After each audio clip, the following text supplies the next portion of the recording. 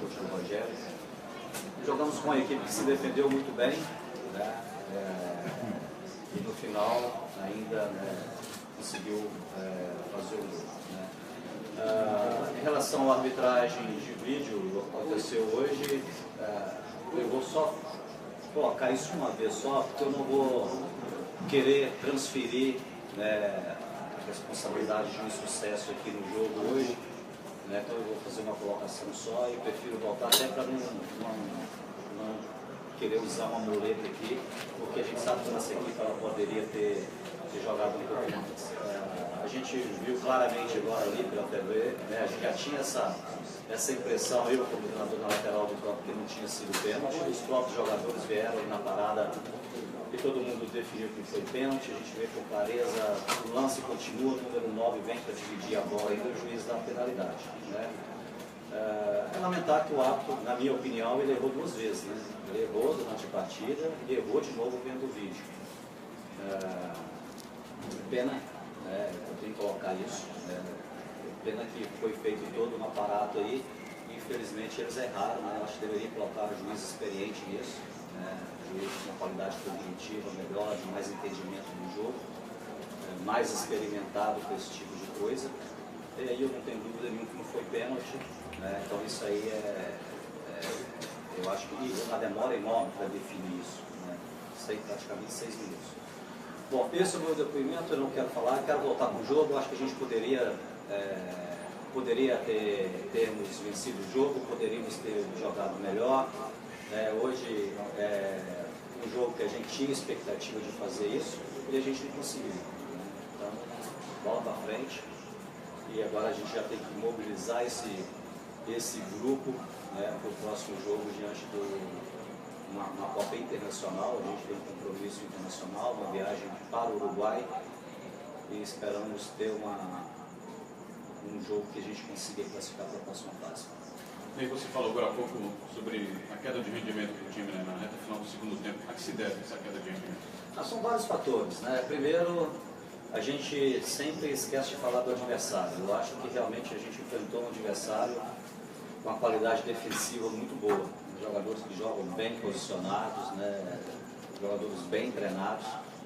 Então, quando você vê um confronto, todo mundo analisa um confronto sem conhecer a equipe só pelo nome, né? Sempre se imagina que um jogo como esse, o Sport vai chegar aqui, vai fazer o que tem que ser feito em primeiro gol, o jogo vai golear, mas a gente sabe que em alguns momentos não funciona dessa vez. E da nossa parte, a gente trabalhou muito no primeiro tempo com a liberação dos laterais, principalmente pelo Mena, e em cima disso, no segundo tempo, esse rendimento ele caiu um pouco. Eu tive que fazer uma substituição mais na parte tática mesmo, porque ia colocar um jogador de velocidade, né? Eu optei naquele momento para a saída do Everton e colocar um jogador de velocidade. Isso em alguns momentos dá certo, mas quando você está jogando com uma equipe que te ataca, desse tipo de jogador como o Lens, né, é mais fácil para ele jogar, né? E o Lens mesmo, a gente imaginava que o time deles ia sair mais para o ataque, fazer uma marcação-pressão, então em alguns momentos o Lens pegou essa bola muito já dentro do campo de ataque e eles ficam ali com as linhas muito próximas, né? A segunda substituição ela foi uma opção minha, né? O Samuel ele vem numa sequência de jogos muito forte. Eles começaram a explorar muito aquele corredor do lado direito ali e o Samuel estava amarelado, né? E eu percebi que a gente poderia ter um problema ali, a gente ganhando de 1-0, ter um jogador expulso, né? Ele, inclusive, um pouco antes da substituição, quando vocês foram ver a leitura do jogo, ele tinha acabado de fazer uma falta e naquele momento ali poderia ter tomado um segundo cartão, um amarelo. Então foi um pouquinho disso, um pouquinho, né, por causa da parte física, um jogador que vem jogando muito, uma região do campo que eles começaram a explorar muito e um pouquinho também da questão do cartão amarelo, né? Então depois dessas duas substituições, tinha mais uma substituição a ser feita. Percebi em algum momento que o Richard também deu uma caída na parte física. A gente estava ganhando o jogo de 1-0, eu optei por colocar um jogador descansado no setor do meio de campo, né? Um meia, né? Realmente um meia, para chegar mais no ataque, né? E foi uma tarde, né, que eu acredito muito aí, né, em alguns momentos a gente não ter conseguido jogar melhor a qualidade do adversário. Com essa queda física do Richelli, talvez o professor poderia ter tirado o Richelli um pouquinho antes, já que você também não teve nesse jogo o Diego Souza? Eu não posso entrar aqui agora no campo do si, né? Se não entra com o Richelli, se tira o Richelli no intervalo, né, aí o resultado é um resultado negativo que foi outro, eu teria que ficar dando explicações aqui. Na realidade, eu fiz o que eu acho que o treinador tem que ser feito, né? Fiz a leitura do jogo, né? Como fiz as mesmas leituras do jogo contra o Santa Cruz e deu certo. E hoje a gente não teve um resultado positivo, a gente não tem uma vitória, que não significa que a gente não está na competição ainda. Né? Nós temos todas as condições de jogar, lá na casa do adversário, conseguir um resultado bom e ser campeão. Queria aproveitar, assim, você está falando desse jogo de volta, para perguntar se esse resultado ele preocupa um pouco, já que o Salgueiro é considerado muito forte lá. Eu acho que primeiramente, logicamente vou dar minha entrevista, mas a partir de amanhã nós temos uma final daqui a 30 dias, né? Então, infelizmente, pela competência do esporte nas competições, de estar passando o calendário, né, ficou um calendário assim, diferente de todo o país, né? Então a gente tem muito tempo para pensar nesse jogo. A gente sabe que o adversário lá é um adversário difícil. No momento certo a gente vai pensar nesse jogo, mas eu creio que na semana passada a gente teve essa experiência, eu sentei aqui para saber como que a gente ia fazer no jogo contra o Santa Cruz. A gente achou a bola, conseguimos reverter a situação e o grupo já mostrou, já deu provas que tem condição, né, de reverter a situação, tendo em vista que ninguém tem vantagem, né, no último jogo. Então o jogo ficou empatado aqui, é um jogo aberto lá, quem ganhar leva o título e a gente tem condição de ter essa vitória. Se tiver um empate, a decisão vai para as penalidades e a gente vai trabalhar no momento certo para esse jogo. E eu penso que o pensamento é esse, de lutar por esse título, e a gente tem condição para isso. Em relação ao próximo jogo que está na quinta-feira, o Sport tem uma boa vantagem. Você pensa em poupar os jogadores, em algum jogador não viajar? Como é que vai a programação da volta? A gente tem uma apresentação amanhã. A gente realmente é um jogo que a gente tem que ter muito cuidado, né? A gente teve aqui um resultado muito positivo aqui, uma vitória de 3-0. O que não assegura uma classificação ainda, a gente tem que fazer o jogo lá, mas ao mesmo tempo eu acho que para esse jogo a gente tem que realmente fazer um estudo dos melhores jogadores para esse jogo, não só em função desse jogo especificamente, né? A gente tem que lembrar no nosso planejamento que o jogo é na quinta-feira, no domingo você tem uma estreia 4 horas da tarde lá em Campinas, o jogo é 4 horas mesmo, 4 horas, a gente sabe que nessa época do ano tarde muito quente, né? E depois desse jogo a gente tem o primeiro jogo da final aqui contra a equipe do Bahia. Então esse jogo, contra o Danúbio, nós temos que botar na balança, pensar direitinho, logicamente pensar no resultado que a gente teve. A gente sabe que o jogo é um jogo difícil, que ele não pode correr risco também de ser eliminado da competição. Então é um jogo que a gente vai ter que planejar muito bem. Isso já está sendo feito o planejamento, mas em relação a quais jogadores a serem utilizados, a gente já tem alguns jogadores que já estão fora desse jogo por lesão, no caso o Diego, no caso o Ronaldo, que não tem retorno, o próprio Leandro também não tem condição de jogo, e amanhã a gente vai avaliar os jogadores que jogaram aqui. A gente tem que levar para esse jogo uma equipe que esteja inteira fisicamente para suportar a pressão do adversário e ao mesmo tempo depois ter uma equipe também que suporte o jogo de domingo diante da Ponte Preta. Ney, boa noite. Eu queria que o senhor falasse se o senhor já vivenciou uma distância tão grande. Você falou 30 dias, mas são 40 dias.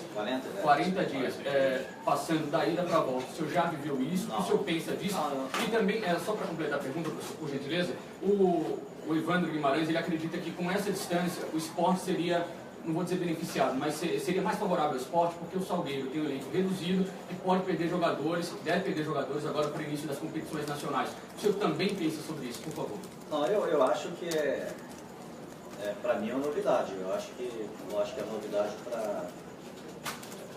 para todos que trabalham no futebol brasileiro, né? Comum, de repente, você vê isso na Europa, né? Porque a temporada no final do ano dá uma parada e alguns momentos tem competições e demora um pouco para se definir. Mas é mais campeonato mesmo de pontos corridos. Com esse tempo, assim, realmente para a gente é novidade. Como eu falei anteriormente, isso é um acontecimento que foi feito em função do desempenho do esporte nas competições, né, e que tiveram que ficar nessa situação. Bom, eu não posso falar pela equipe do Salgueiro, né, eu tenho que falar pela minha equipe, né. Nós temos aí, a gente sabe que é uma competição que você não pode inscrever mais jogadores, né, se pudesse inscrever, a gente tem a chegada agora aí do Oswaldo, a gente torce também para quando chegar esse jogo a gente esteja com a nossa equipe, todo mundo bem fisicamente, nenhum problema do departamento médico cheio, né? E a tendência da nossa equipe, se a gente não tiver nenhum problema de lesão, a gente está com a equipe realmente, né, em condições de ser mobilizada para o jogo, né? E é em cima disso que a gente vai trabalhar, por isso que eu falei anteriormente, a gente vai com força máxima, porque é o último jogo, e tomara que a gente tenha competência aí, né, para bater essa forte equipe do Salgueiro. Obrigado. Ney, o árbitro de vídeo ele é colocado justamente para que os lances sejam esclarecidos. E na sua opinião, não foi pênalti. Qual seria então a solução para a gente melhorar isso aí? Ou como é que o senhor vê essa dúvida que existiu ali no lance do pênalti? Eu acho que, primeiramente, é o seguinte, eu acho que a ideia ela é muito boa, né? Eu acho que não é porque gerou hoje aqui, né, da nossa parte alguma reclamação, talvez eu esteja até errado no que eu estou falando com vocês aqui, né? Embora eu acho que não. Eu acho que uma decisão como essa ali, já que tem o vídeo, eu acho que era o pessoal, né, se o árbitro foi lá olhar a televisão, porque foi definido que não foi pênalti, né? Então acho que tinha que ser uma definição ali em cima da arbitragem, em cima do árbitro de vídeo. Como eu falei anteriormente, a minha avaliação foi um erro duplo, né? Eu acho que também tem que ser experimentado isso mais, né? A gente teve um lance no segundo tempo nítido, um impedimento claro a favor, um impedimento claro do Salgueiro. O juiz deixa, o bandeirinha deixa o lance seguir, talvez influenciado, sabendo que se fosse gol seria anulado, mas deu o escanteio, depois que dá o escanteio morre tudo, pode bater o escanteio e ser gol, né? Então eu acho que tem que fazer os ajustes, eu acho que tá de parabéns aí a ideia, eu acho que o futebol vai partir para isso mesmo, esse auxílio, né? Mas eu acho que o pessoal que trouxe a ideia, que estão aí, que são pessoas sérias, né? Diga-se de passagem, né? Eu conheço também, são pessoas sérias. Eu acho que eles foram muito infelizes aí na escolha do árbitro, né? Que é um árbitro que, na minha avaliação, conseguiu dar, se não me engano, 4 cartões amarelos no jogo para a nossa equipe. O adversário teve vários lances para cartão amarelo, não sei, teve algum cartão amarelo? Só. Então, não sei, como eu falei anteriormente, como foi me feita a pergunta de novo, eu não quero ficar usando isso como muleta, não. Eu prefiro cobrar dos meus atletas um desempenho maior, né, para os próximos jogos, porque a gente tem todas as condições aí, né, de lutar pelo título estadual. Bem, boa noite. Nos bastidores, a gente percebe muito que o Ayrton Maio do Santa Cruz iria para o esporte, né, que estaria sendo monitorado e teria uma proposta para assinar com o esporte. O que você acha do jogador e também se está participando desse monitoramento, dessa negociação envolvendo o jogador? Não, em relação ao monitoramento, o clube ele está monitorando o campeonato estadual, né, o campeonato paulista, mineiro, né, a gente está sempre observando. Né. Em relação à contratação, né, eu prefiro aí que vocês tratem desse assunto com a nossa diretoria, né, e eles passam as informações aí dos jogadores, realmente que a comissão técnica está digitando para eles a contratação, como foi o Oswaldo e o Igor. Olha aí, a respeito do jogo de hoje, entre Everton e Rogério, na minha visão, o Rogério vem mais desgastado do que o Everton Felipe, e hoje você acabou tirando o Everton. Eu queria saber o porquê dessa mudança, desse posicionamento aí na saída do jogo do Everton Felipe? Porque eu falei anteriormente, eu queria colocar um jogador de velocidade, né? Eu queria trabalhar com dois jogadores de flanco, extremos, né? Que hoje é o termo usado aí no futebol. Eu queria trabalhar com dois extremos, né? E aí eu olhei a questão da velocidade, porque no primeiro tempo a gente optou para trabalhar em alguns momentos o Rogério entrar um pouquinho para o meio do campo, né? Para a gente trabalhar a passagem do Mena, e isso aconteceu muito no jogo, inclusive o primeiro gol nosso originou com o Mena lá dentro da grande área fazendo o cruzamento. E o pensamento foi isso, trabalhar com dois homens de beirada, né? Aí em questão da velocidade, de força, eu optei para a saída do Everton e a utilização do Lênis. Ok, obrigado. Aqui